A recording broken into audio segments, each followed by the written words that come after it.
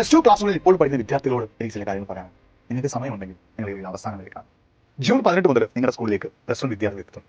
ആ സമയത്ത് പൊതുവെ നമ്മൾ കണ്ടുവരുന്ന വളരെ മോശകരമായിട്ടുള്ള ഒരു പ്രവൃത്തിയാണ് റാഗിംഗ് എന്നുള്ളത്. സാമ്പത്തികമായിട്ടും മാനസികമായിട്ടും ശാരീരികമായിട്ടും പ്ലസ് 1 വിദ്യാർത്ഥികളെ പല കാരണങ്ങൾ പറഞ്ഞ് പ്ലസ് 2 വിദ്യാർത്ഥികൾ ബുദ്ധിമുട്ടിക്കുന്നു. ശരിക്കും ഈ പ്ലസ് 1 വിദ്യാർത്ഥികളെക്കാൾ 1-2 വയസ്സ് കൂടുതൽ നിങ്ങൾക്ക് ഉണ്ടാവുള്ളൂ. നിങ്ങൾക്ക് ഏകദേശം ഒരേ പ്രായക്കാരാ, ഒരേ ബൈബിൾ ആളുകളാ, ഒരേ മൈൻഡ് സെറ്റുള്ള ആളുകളാ. എന്നിട്ടും സാമ്പത്തികമായിട്ടും ശാരീരികമായിട്ടും മാനസികമായിട്ടും പ്ലസ് 2 വിദ്യാർത്ഥികൾ റാഗിംഗ് എന്ന മോശ പ്രവൃത്തിയുടെ പേരിൽ പ്ലസ് 1 വിദ്യാർത്ഥികളെ ഉപദ്രവിക്കും. മൈ ഡിയർ പ്ലസ് 2 സ്റ്റുഡൻസ്, ഈ റാഗിംഗ് നടത്തിയിട്ട് നിങ്ങൾക്ക് എന്താണ് നിങ്ങൾ ലഭിക്കുന്നത്? നിങ്ങൾക്ക് എന്ത് ഉല്ലാസമാണ് നിങ്ങൾ ലഭിക്കുന്നത്? മറ്റൊരാളുടെ മനസ്സിൽ വേദനിപ്പിക്കുക, മറ്റൊരാളുടെ മനസ്സിൽ മുറിവേൽപ്പിക്കുക, മറ്റൊരാളെ ശാരീരികമായിട്ട് വേദനിപ്പിക്കുക, മാനസികമായിട്ട് വേദനിപ്പിക്കുക. ചിലപ്പോൾ അവന് ഒരുപാട് കഷ്ടതകൾ അനുഭവിച്ചിട്ടായിരിക്കും ഒരു പ്ലസ് 1 വിദ്യാർത്ഥി പ്ലസ് 2 എത്തുന്നത്. അവരുടെ വീട്ടിലെ സാമ്പത്തിക സ്ഥിതി മോശമായിരിക്കും. ഒരുപാട് പഠിക്കണമെന്ന ആഗ്രഹത്തോട് സ്കൂളിലേക്ക് എത്തുന്ന പ്ലസ് 1 വിദ്യാർത്ഥികളുണ്ട്. പല ആഗ്രഹങ്ങളുമായിട്ട് സ്കൂളിലേക്ക് എത്തുന്ന ആളുകളാണ് പ്ലസ് 1 വിദ്യാർത്ഥികൾ.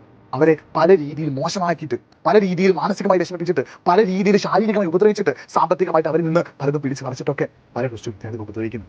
ഇത് ഏറ്റവും മോശമായ പ്രവൃത്തിയാണ്. പക്ഷെ എല്ലാ പ്ലസ് 2 വിദ്യാർത്ഥികളും ഒരിക്കലും വളരെ അടിപൊളിയായിട്ട് നല്ല രീതിയിൽ തോളിൽ കൈവച്ച് സ്വന്തം സഹോദരനെ പോലെ അല്ലെങ്കിൽ സ്വന്തം സഹോദരിയെ പോലെ പ്ലസ് 1 വിദ്യാർത്ഥികളെ കാണുന്ന പ്ലസ് 2 വിദ്യാർത്ഥികൾ നമ്മുടെ കേരളം. വളരെ നല്ല ബെസ്റ്റ് ഫ്രണ്ട്സ് ആയിട്ട് ഏറ്റവും അടിപൊളി കൂട്ടുകാരായിട്ട് നടക്കുന്ന പ്ലസ് 2 പ്ലസ് വിദ്യാർത്ഥികളാണ് അതാണ് നമ്മുടെ കേരളം. പക്ഷേ ഒരു ചെറിയ പെർസെന്റേജ് പ്ലസ് 2 വിദ്യാർത്ഥികൾ പല കാരണങ്ങൾ പറഞ്ഞ് പ്ലസ് 1 വിദ്യാർത്ഥികൾ. ഞാൻ പറയട്ടെ മക്കളെ, നിങ്ങളുടെ ലൈഫിൽ ഒരാളെ ശാരീരികമായിട്ടോ സാമ്പത്തികമായിട്ടോ മാനസികമായിട്ടോ ബുദ്ധിമുട്ടിച്ചിട്ടുണ്ടെങ്കിൽ the karma will hit you. ഞാൻ വീണ്ടും ആസ്വദിച്ച് പറയാണ്, നിങ്ങളുടെ ലൈഫിൽ ഇത് കാരണം പിന്നീട് എന്തെങ്കിലും ഒരു മോശമായിട്ടുള്ള അനുഭവം സംഭവിച്ചേക്കാം.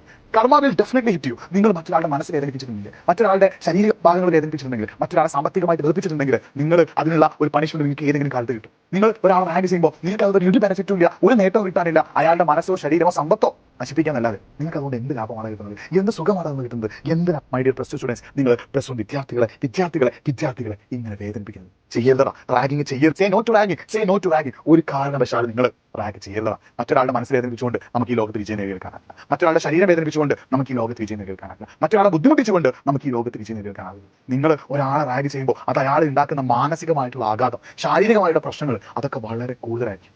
ഒരു കാരണവശാലും നിങ്ങൾ അയാളെ ഉപദ്രവിക്കരുത്, അയാളെ ബുദ്ധിമുട്ടിക്കരുത്. Say no to ragging my dear plus 2 students. നിങ്ങൾ ഒരു കാരണവശാലും റാഗ് ചെയ്യുക. അതുകൊണ്ട് നിങ്ങൾക്ക് ഒരു നേട്ടവും കിട്ടാനില്ല. ചിലപ്പോൾ നിങ്ങൾ ഒരാളെ റാഗ് ചെയ്യുമ്പോൾ അത് അയാളിൽ മാനസികമായിട്ട് ബുദ്ധിമുട്ടുണ്ടാക്കിയിട്ട് അയാൾ നിങ്ങൾക്ക് അടുകയും ചെയ്യാൻ അതിൻ്റെ റിഗ്രറ്റ് ചെയ്യുന്ന ലൈഫാണ്. അയാൾ ചെയ്യുന്ന ഏതൊരു പ്രശ്നത്തിലും നിങ്ങളായിരിക്കും ഉത്തരവാദി.